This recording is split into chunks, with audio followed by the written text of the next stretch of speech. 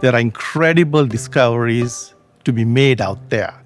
And the only way you'll find out is by doing experiments.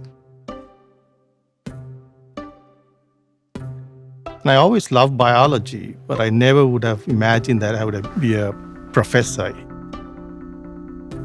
It's easy to be a good teacher, but to be an excellent teacher, you really have to have that passion to be in front of both graduate students and undergraduate students and help them carve out their own careers. My lab works on trying to understand how a single cell, which is the egg, the fertilized egg, becomes a complex organism.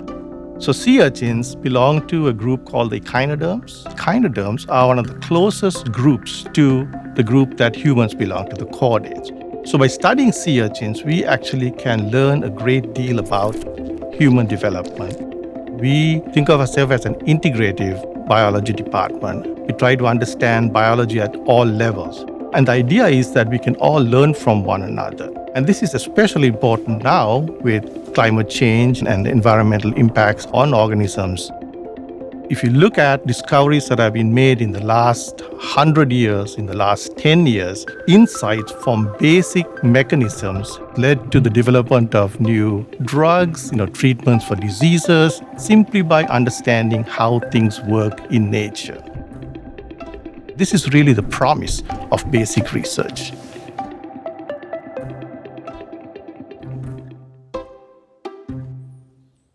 I was recruited to the University of Miami about 16 years ago.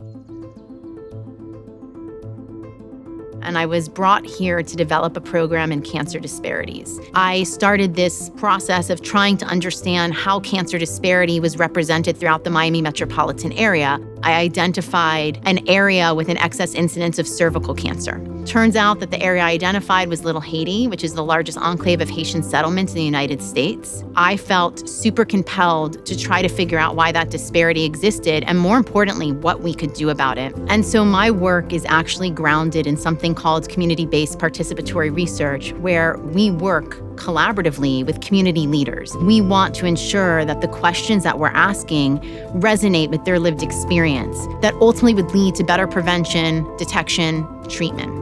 Who better to help us understand something as complex as health equity than people whose lives are characterized by inequity? At Sylvester, and I think across the institution as a whole, we are really committing to this idea that we want to be a locally relevant institution. And we want to work collaboratively with community partners throughout Miami-Dade County and South Florida to ensure that collectively we advance health and social change.